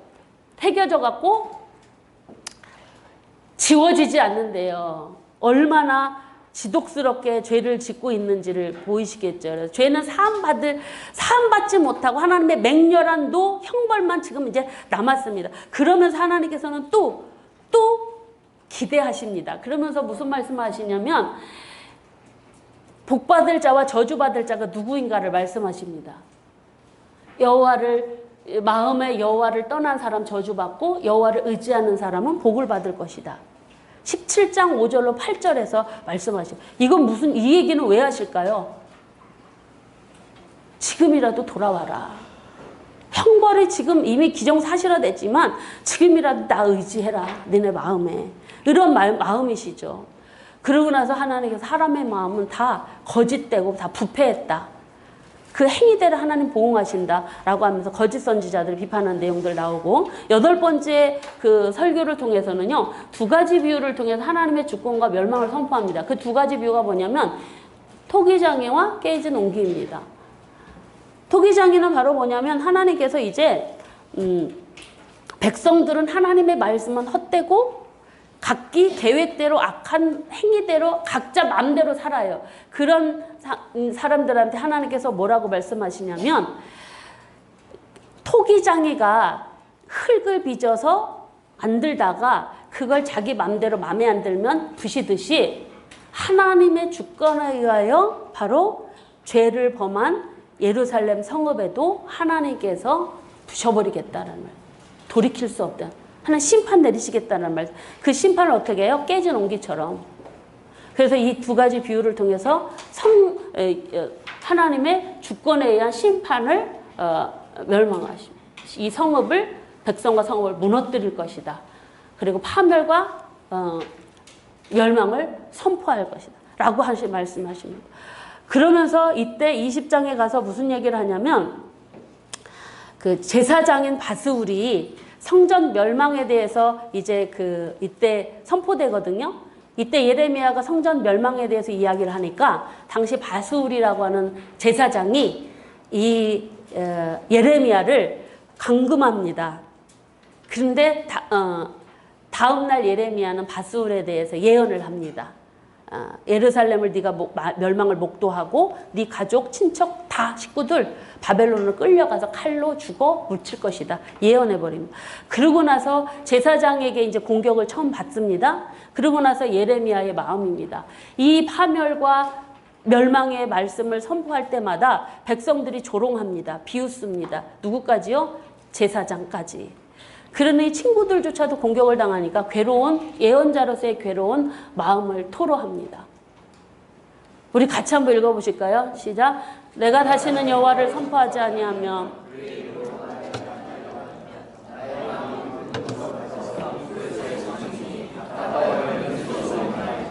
네. 예언을 안 할 수는 없고, 하면 외부에 박해, 안 하면 속이 답답해지고, 이거 하나님의 마음에 있으니까 이게 바로 예언자의 괴로운 심정이다라는 것이. 그래서 이때 바스울 제사장이 공격을 받고 자기 생일까지도 저주하는, 차라리 그냥 안 태어났으면 이런 얘기까지 하는 그런 얘기면 얼마나 고난이 심했는가를 우리는 좀 이 19장에서 15장에서 하나님 뜻을 돌이키기에 지치셨습니다. 20장에 가서 예레미야도 죽고 싶을 지경입니다. 이런 상황에 왔습니다. 그리고 9번째 설교는 남유다 왕들을 향한 예언인데요. 이때 왕의 시대가 누구라고요? 시드기야, 여호아스, 여호야김, 시드기야, 이렇게 시대로 나아갑니다. 그래서 예언의 말씀이 21장부터 23장까지 이어지는데 이 왕들에 대한 이 왕들에 대한 마지막 멸망으로 가는데 연대기적으로가 아닙니다. 시드기야, 여호아스, 여호야김, 시드기야, 이 순서대로 되어지고 있습니다. 결론은 뭐냐? 다 하나님의 분노의 불에 다 멸망을 당하고 죽임을 당하게 될 것이다 라는 이야기입니다. 하나님의 형벌에 의하여 그런 얘기고요.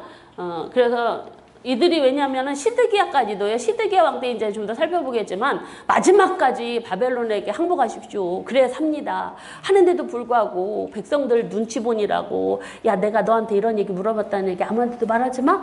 이렇게까지 하면서 시드기야가 결국 예레미야 말에 순종하지 않고 결국 끌려가고 죽임을 당하지 않습니까? 이런 부분들에 대해서 이야기하고 있습니다. 그러면서 23장에서는요. 하나님께서 시드기야 시대에 또 의로운 왕 예수 그리스도 즉 이 땅에 다윗의 혈통에서 한 왕을 일으키셔서 세상을 공의와 정의로 다스릴 그리고 백성을 구원하고 그리고 평안을 누리게 될 예언이 23장에 나타나고 23장 1절부터 8절에 남유다 심판 경고에서 희망으로 보여요. 왕들의 부패가 되었지만 의로운 한 왕 메시아를 통한 구원을 여기에서 회복을 얘기해 주시고 있는 것입니다. 그러면서 거짓 선지자들에 대한 심판의 경고가 있는데 이 거짓 선지자들은 바로 예레미야가 이렇게 받은 이야기를 하니까 야 무슨 우리가 나라가 망하냐 하면서 공격하는 그들에게 거짓 선지자들과 제사장들에게 하나님의 심판이 내릴 거다라는 그런 내용들이 나타나고 있고 무화과 두광주의 환상은 바로 하나님께서 이렇게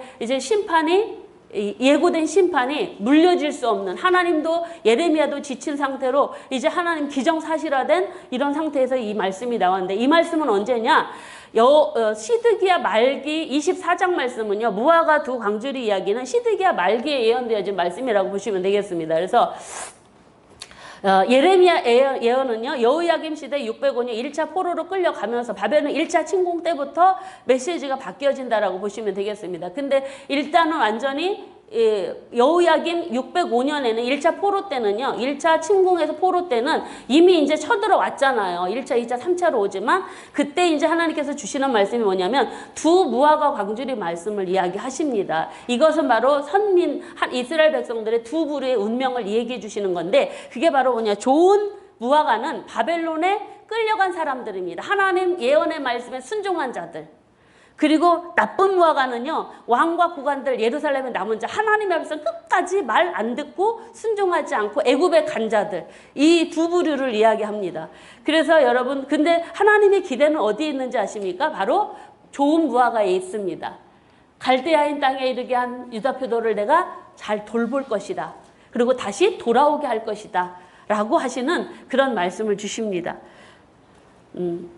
그리고 나쁜 무화과는 환난과 조롱과 부끄러움과 저주를 받을 것이다 라는 말씀이 바로 나타나고 있습니다. 그리고 마지막 25장에는 12번째 설교는 70년 포로 생활이 나옵니다. 여러분 이제 포로 생활 이제 성전 멸망 나오고 얘기 포로 생활 나오니까 이때는 여호야김 이야기거든요. 1차 이제 포로가 605년에 되어졌으니까. 근데 이때도 보면은요. 백성들이 듣지 않아요.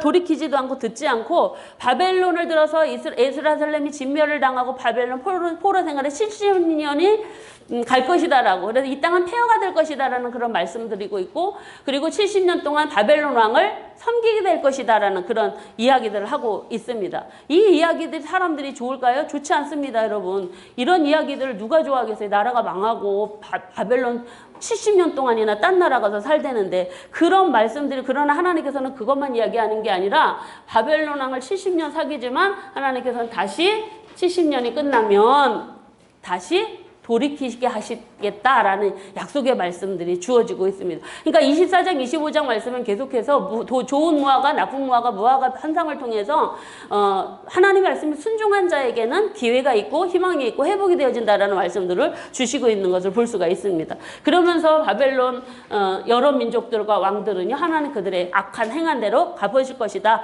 라는 말씀들을 잊지 않고 25장 마지막에 기록하고 선포되는 것을 볼 수가 있습니다. 여러분, 이렇게 해서 12편의 설교 이야기가 마쳐졌는데, 남유다를 향한 예언들 중에서도 두 번째 예레미야 선포와 대립이 나옵니다. 여러분, 여기서는 이구 너무너무 힘들어요. 설교를 많이 하니까 지쳐서. 그래서 이제 대립자들과 이제 26장에서 29장까지인데, 여기에서 첫 번째로는 대립하는 사람 누구냐면 남유다의 종교 지도자들과의 대립이 있습니다. 먼저 이 종교 지도자들과의 대립이 바로 제사장과 선지자들이겠죠. 근데 그들이 바로 예레미야를 체포해가지고 성전 설교 하다가 체포되어지고 막 죽이자고 막 그러는 이야기들이 나타나고 있습니다. 성전 설교 내용은 바로 뭐였냐면, 앞에서 여러분들에게 7장에서 말씀드렸듯이 하나님의 재앙으로 실로처럼 성전이 파괴되고 회개하지 않으면 하나님께서 재앙으로 돌이키지 않게 막 파멸할 것이다라는 내용이어서, 근데 이 얘기를 하니까 이제 제사장과 선지자들이 열받아. 왜냐, 성전을 중심으로 돈벌이하고 먹고 살아야 되는데 성전 멸망한 데는 얼마나 열받겠어요? 그래서 저거 죽여야 된다라고 이야기하는 말씀들이 이제 나타나고 있는 것입니다. 대립하는.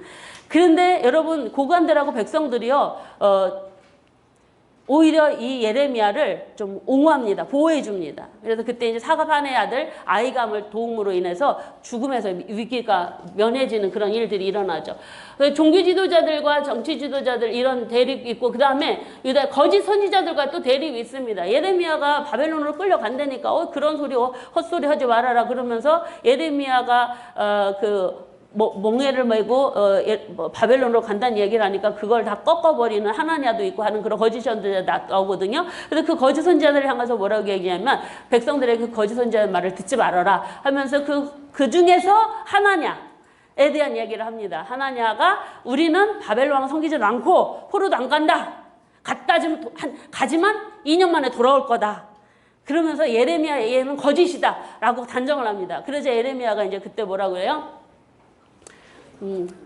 금년에 죽을 것이다. 그래서 7월에 죽는 일이 여러분 잘 아시죠? 있습니다. 그러고 나서 이제 29장에서는요, 바벨론에 있는 거짓 선지자들과의 대립이 있습니다. 그래서 이때는 바로 하나님께서 범죄한 백성들이 하나님께서 징벌을 받아서 포로 70년을 선고받고 아파하신 하나님의 마음들이 나타나고 있는데, 여기서 하나님께서는 다시 돌아오게 하시는 그런 그 70년이 타면 다시 돌아오게 할 것이다라는 그런 말씀들이 있는데, 이것은 바로 하나님의 마음이 뭐냐면, 거짓 선지자들은 바로 뭐냐면, 왜 나오게 되었냐면, 바벨론의 포로로 잡혀간 사람들한테 1차로, 이제 이거는 언제 때면 시드기야 때입니다. 여호야김 때 1차, 그 다음에 605년에 그리고 597년에 586년에 이렇게 3차 가지 않습니까? 그래서 시드기야 때 이미 바벨론으로 1차로 포로로 끌려간 백성들한테 편지를 쓰는 것입니다. 거짓 선지자들이 바벨론에 가서 백성들한테 거짓 내용들을 다시 하는데, 그들에게 거짓 선지자들을 대적해서 이야기하는 것이 70년 동안 우리 있을 거니까, 당신들이 있을 거니까 준비하고 거기서 잘 살아라, 이런 얘기를 하는 것입니다. 그 얘기가 이제 이 얘기인 것입니다. 그래서 하나님의 마음은 이거라는 것입니다. 11절 같이 읽겠습니다. 여호와의 말씀이라. 너희를 향한 나의 생각은 내가 하나니 평안이요 재앙이 아니니라. 너희에게 미래와 희망을 주는 것이니라. 지금 포로로 끌려간 백성들에게 또는 거짓 선지자들과의 있는 그 바벨론에 있는 사람들에게 전달되어지는 내용들입니다. 그때 바벨론에 거주하는 선지자가 느헬렘 사람 스마야였습니다. 백성들을 자꾸 유혹을 하니까 그 말 듣지 마라. 70년 그냥 거기서 아기 낳고 그냥 잘 살아라, 그런 이야기를 이제 하고 있는 것입니다. 그러면서 이제 하나님께서 뭐라고 얘기하시냐면, 너희가 내게 그때 부르짖으면, 그 바벨론 백성 부르짖으면, 지금 매 맞았습니다. 멸망 왔습니다. 너희가 온 마음으로 나를 구하면 내가 너희를 찾고 만나줄 것이다 라는 그런 말씀들을 주시고 있는 걸 볼 수가 있습니다. 그러면서 이제 삼삼한 이야기 30장부터 33장 새 언약과 회복의 이야기, 약속의 말씀입니다. 그래서 먼저 이제 북이스라엘과 남유다의 회복을 말씀하시는데, 바로 이 사람들의 백성, 그 약속은 바로 뭐냐면 이들의 죄가 너무 많아서 징계를 내렸지만 그러나 그들이 너무 많아서 그들이 너무 죄악들이 많아서 하나님께서 죄를 범해서 죄를 징벌을 내렸지만 새 언약을 맺을 거다. 이 새 언약은 뭐냐? 온전한 회복이에요. 그래서 옛날에 모세와 주셨던 그 율법은 돌에 새겼지만 이 말씀은 너희의 백성들의 마음에 새겨서 내가 기록하게 할 것이다. 옛날에는 그 너희들 그 안에 깨뜨렸지만 내가 이제는 그걸 깨뜨리지 않을 거다. 이제는 영원히 너는 내 백성이고 나는 너희 하나님이 될 것이다. 이런 말씀들을 주시는 내용이 바로 그래서 이제 그때는 모든 자들이 하나님을 알게 될 것이고 그리고 모든 백성들이 죄를 사해 주시고 그리고 하나님께서 죄를 기억도 안 하시겠다. 그런 약속들을 주시고 있습니다. 그러면서 그 예표로 바로 뭘 해주면 예루살렘의 재건을 예고하십니다. 성전의 재건을 약속해 주십니다. 여러분 이제 나중에 포로 후기에 가서 이제 스룹바벨과 여호수아를 통해서 스룹바벨 성전이 재건이 되어져 1차로 재건이 되어지는데 그게 이제 다 하나님의 말씀대로 이루어지는 징표이지 않습니까? 근데 이제 예루살렘이 재건되어지는 예표로 예레미야가 무슨 행동을 하냐면 이때는 언제냐면 시드기야 왕 때 10년 때였는데 예루살렘 포위되었을 때였는데 예루살렘에 포위되었고 그 예레미야는 어디야 시위대 뜰 안에 갇혀 있었을 때였습니다. 근데 지금 나라가 예루살렘 성이 지금 바벨론 군대에서 포위되어 있는 상태, 나라 멸망을 앞둔 상태, 예레미야는 구금된 상태입니다. 근데 그때 잠시 애국 군대가 와서 바벨론 군대가 예루살렘에 포위하고 있다가 군대를 잠시 철수시켰던 때에 그때 예레미야가 예레미야가 구금된 상태에서 하나님에게 명령을 받습니다. 무슨 명령을 받냐면 하나멜에 아나도에 가서 밭을 사라 라는 말씀. 아니 지금 갇혀있는데 무슨 밭을 사라는 얘기를 하고 지금 나라 망하기 바로 일보 직전인데 이런 말씀 주십니다. 근데 이 말씀 바로 뭘 예표하냐? 하나님께서 다시 예루살렘 회복시켜 주겠다는 예언의 말씀이 진짜로 이루어질 것이다 라는 그런 예표로 주신 것입니다. 그래서 이 예레미야는 그렇게 행하고 있고 그래서 예레미야는 그 중에서도 암담한 현실을 보면서도 슬퍼하고 하나님께 기도하면서 심판 위에 있어질 회복에 대한 얘기의 말씀들을 증거하고 있는 것을 볼 수가 있습니다. 그래서 33장에서 26절 보면은 하나님께서 이렇게 회복을 어떻게 해주실 거냐? 시위대 뜰에 갇혔을 때 주신 두 번째 말씀입니다. 너희가 이를 행하시는 여호와 그것을 만들어 성취하시는 여호와 그 이름을 여호와 하시는 이가 너희네가 부르짖으면 내가 응답하겠고 내가 크고 비밀한 일을 너희에게 보이리. 이 크고 비밀한 일이 당시에 뭘까요? 심판 후 패망 후 70년 후에 선민의 회복 이것입니다. 여러분.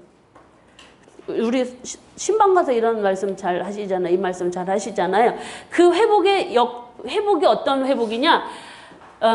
성이 회복되어집니다. 그래서 성읍이 치료되고 평안과 진실이 풍성함이 넘치고 모든 죄악이 사해지는 완전한 회복. 이러한 회복은 바로 누구를 통해서 약속해지냐? 바로 다윗의 후손에서 나온 한 가지, 의로운 가지, 메시아를 통해서 주실 종말론적 회복까지도 말씀하십니다. 근데 이스라엘 백성들에게 주신 회복의 말씀은 당시 역사 속에서 일어나는 회복이기도 하지만 종국적으로는 메시아를 통한 완전한 회복을 말씀하십니다. 이 메시아 회복은 예수 그리스도를 통해서 1차 회복되어졌지만 더 완전한 회복은 언제일까요? 새하늘과 새 땅입니다. 거기까지 간다라고 보시면 되겠습니다. 그래서 하나님께서 지금 나라가 망하기 일보 직전에 이런 말씀 주십니다. 여러분 믿겨지십니까? 근데 예레미야만 믿었던 것 같습니다. 다 망했으니까. 자, 마지막으로 이제 그래서 남유다를 향한 예언들 중에서 예루살렘 함락 이야기가 34장부터 45장까지 내용인데 이 내용은 되게 긴데 왜 이렇게 빨리 끝낼 수 있냐? 간단하게 말씀을 드릴 수가 있습니다. 왜냐하면 이때가 언제 왕이냐? 시드기야, 여호야김, 시드기야, 그다라 여호야김 이 순서대로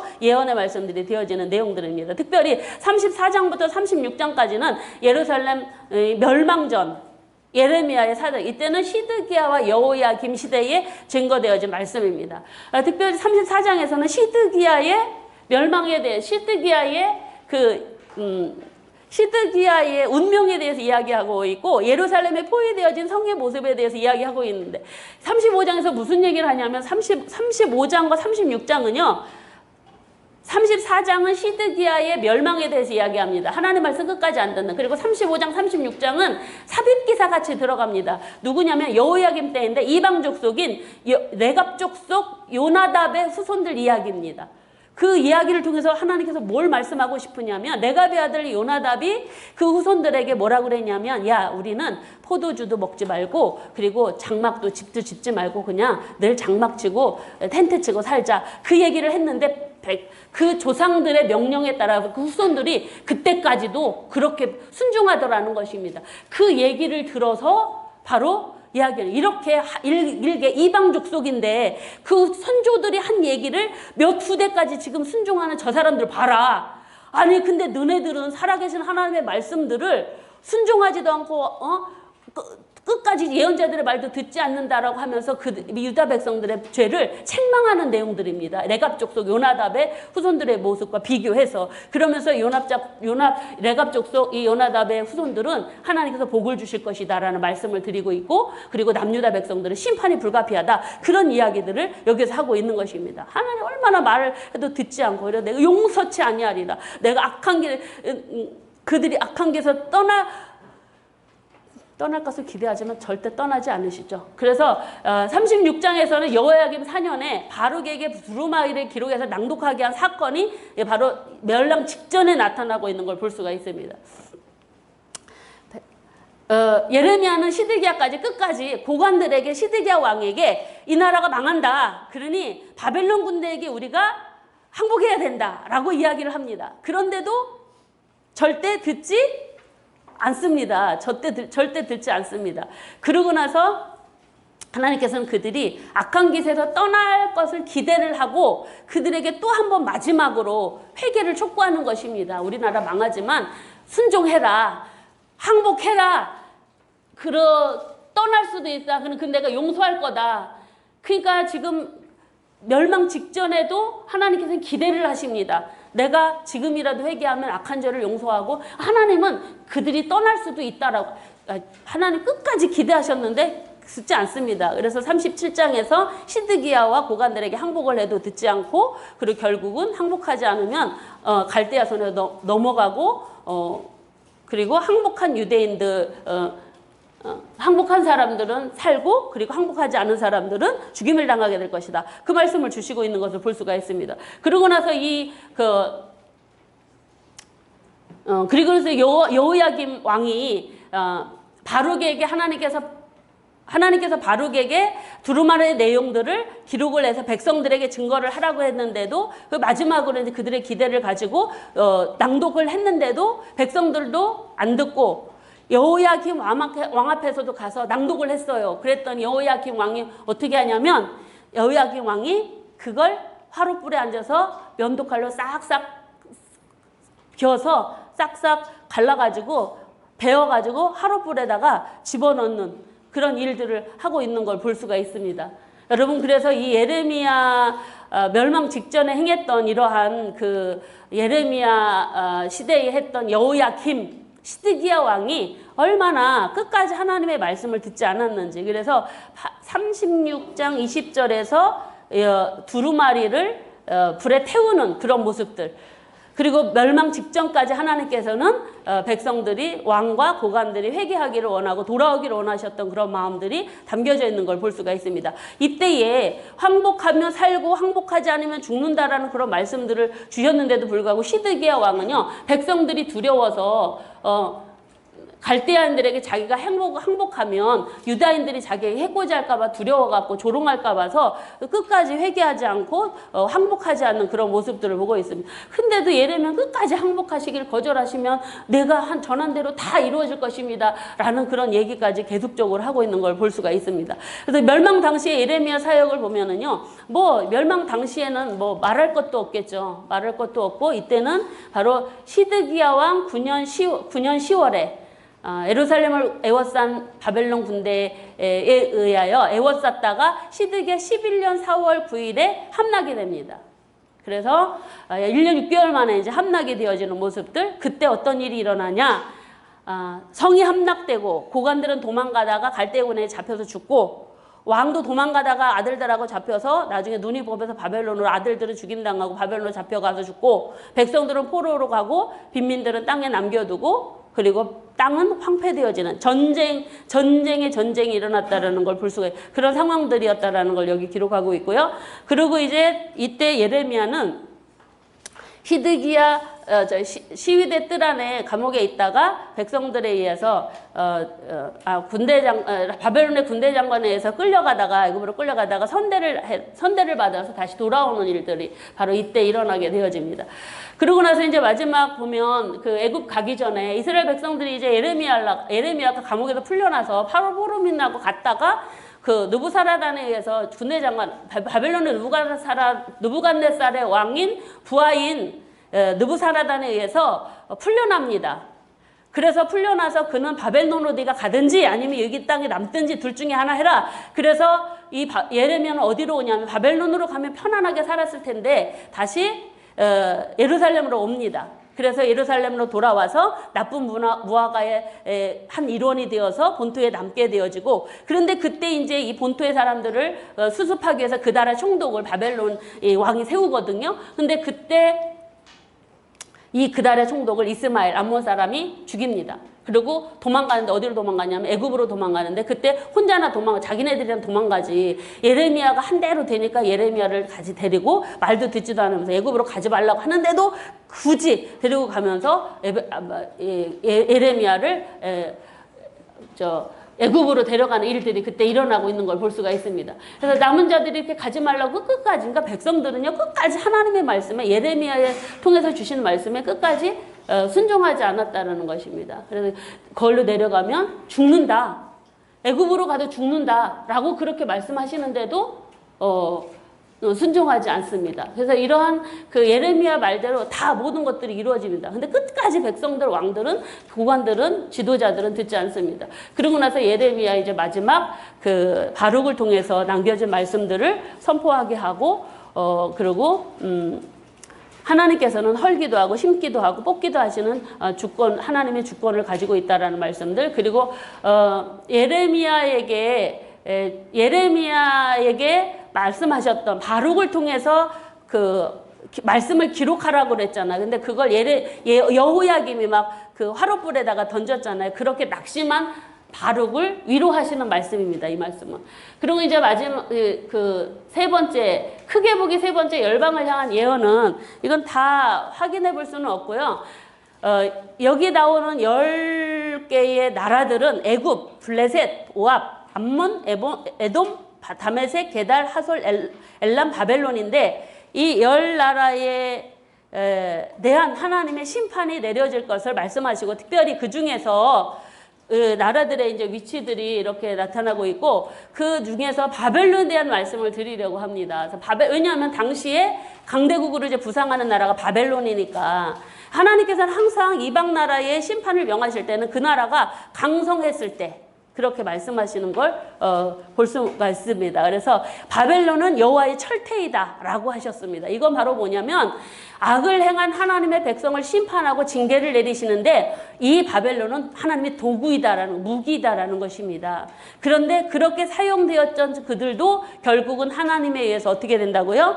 심판을 받는다라는 것입니다. 그래서 바벨론에 의해서 이 예루살렘이 주민이었고 황폐하게 되어지고 그렇게 망하지만, 그러나 그들 또한 하나님의 그 심판을 받게 되고, 그러나 여러분 마지막으로 이스라엘 백성들은 다시 회복되어질 것이다라는 그런 영원한 언약으로 회복되어질 것이다라는 말씀을 50장 4절로 5절을 말씀해 주시고 있습니다. 이것은 바로 이제 고레스 칙령에 의하여 537년에 예루살렘으로 귀환할 것을 명한 그 말씀으로 이루어진 말씀이라고 할 수가 있는데, 하나님께서 이렇게 열방을 향한 10개국의 심판을 말씀하시면서 뭘 얘기하냐면, 하나님의 선민을 징계하려고 들었던 몽둥이조차도 하나님의 손에 있다라는 걸 말씀하시고, 그리고 그러나 이스라엘 백성, 하나님의 택한 백성은 결국 하나님의 그 회복이 있을 것이다. 근데 여러분, 하나님께서 이 바벨론을 심판하시는데 어떻게 심판하신다고 말씀하시냐면, 제가 여기다가 이 나라에 사는 자가 없을 정도로 심판을 하시는데 황폐하게 만들 것인데, 하나님께서 포로민들에게 있잖아요. 내가 그 땅을 심판할 때 내 백성들, 너희들은 그 땅에서 나와라. 이렇게 말씀하십니다. 그러니까 하나님께서는 이 바벨론을 사용하셨지만 그들을 심판할 때는 하나님의 백성을 또 보호하셔서 하시는 그런 말씀들까지 여기에서 빼놓지 않고 하시는 말씀들로 이제 그 남유다 열방을 향한 예언의 말씀을 드리고, 마지막 52장에서 그 예루살렘의 멸망에 대한 내용을 말씀을 드리도록 하겠습니다. 여기에서는 시드기야의 배반과 죽음, 예루살렘의 파괴, 바벨론의 포로 잡혀가는 얘기, 이야기는 석방 마지막 이야기가 나타나고 있습니다. 여러분, 우리는 여러분들이 앞에서 보셨듯이 여기 34장 45장에서 예루살렘 함락 이야기가 나오지만 이게 또 다시 반복되어지는 것은 아까 말씀드렸듯이 더 자세하게 예루살렘의 멸망에 대해서 기록하고 있다라고 보시면 되겠습니다. 그래서 시드기야의 배반과 죽음에 대한 이야기, 그가 이제 끝까지 예레미야의 권고를 듣지 않고 순종하지 않음으로 인해서, 바벨론을 항복하지 않음으로 인해서 바벨론을 배반함으로 아들들이 죽고, 자기 눈앞에서, 시드기야 눈앞에서 아들들 앞에서 눈이 뽑히고 아들들이 죽고, 죽는 날까지 바벨론으로 끌려가서 고관들의 죽임을 당하는 일들이 이제 뭐 아까 드렸던 말씀들 나오고, 예루살렘이 어떻게 파괴되어지느냐, 예루살렘 성전과 왕궁이 다 파괴되어지고 성문도 다 파괴되어집니다. 그래서 이제 느헤미야가 나중에 돌아와서 성문 재건하고 스룹바벨과 여호수아가 가서 성전 재건하는 일들이 일어나게 되어지는데, 이때 성전과 왕궁 성벽 다 무너집니다. 완전히 전쟁으로 인해서 땅이 초토화되어지는 상황들을 묘사하고 있는 것을 볼 수가 있습니다. 그리고 느부갓네살 왕이 바로 항복한 자, 남은 무리들을 바벨론으로 끌고 가는 일들, 사실은 당시에는 끌고 가는 게 오히려 끌려가는 게 더 복된 거다라는 것입니다. 근데 남겨진 사람들은 가난한 백성들만 이 땅에 남겨졌고, 그래서 결국은 70년을 기다려야만 했다. 하나님의 회복의 때를 70년을 기다렸다. 근데 땅에 있는 사람들은, 이 땅에 남겨진 사람들은 포도원을 관리하고 농부가 되어서 살게 되었다라는 그런 내용들을 말씀해 주시고 있습니다. 근데 그때 끌려간 사람의 총수를 4,600명이다라고 여기에 기록하고 있습니다. 그리고 마지막 절에서는 52장 31절에서는 그 예루살렘 함락되어지고, 그리고 여호야긴 왕이 이제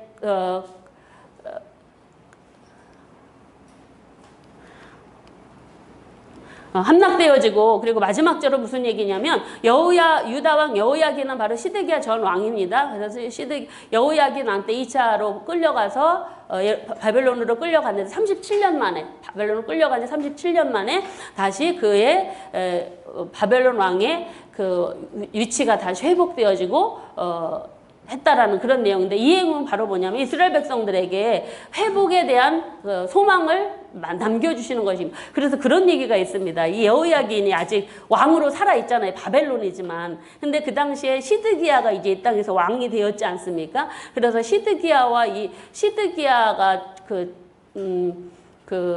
정식 왕이 아니고, 원래 정식 왕은 여호야긴인데 시드기야 왕 그 대리로 했다, 이런 얘기들도 있더라고요. 근데 정확한 내용인지는 어디서 제가 읽은 걸로 기억이 되는데, 그래서 우리가 상황을 보면 여호야긴 왕이 있고, 잡혀간 왕이 있고, 본국에서는 시드기야가 또 통치하다가 나라가 망한 상태니까 이렇게 같이 함께 시대로 보시고 이렇게 마무리하시면 좋겠습니다. 그래서 예루살렘은 끝까지 회개하지 않는 강팍감 때문에 결국은 멸망을 당했습니다. 하나님의 선지자를 통해서 주신 말씀대로 이루어졌고, 그리고 하나님의 선지자를 통해서 주신 그 말씀은 충격적이었습니다. 이스라엘 백성들 예레미야에게까지도 충격적이어서, 이 예레미야에는 예루살렘 함락 이야기가 그 3번이나 거듭거듭 되어지는 내용들을 볼 수가 있습니다. 멸망의 순간까지 시대 뜰에 갇혀서도 예레미야는 백성들이 하나님께 돌아오고, 특히 왕이 순종하고 항복하고 하나님의 뜻에 순종하기를 원하셨습니다. 그런데도 끝까지 하나님 말씀에 순종하지 않았던 이 왕과 모든 백성들은 결국 예레미야의 예언대로 하나님의 심판의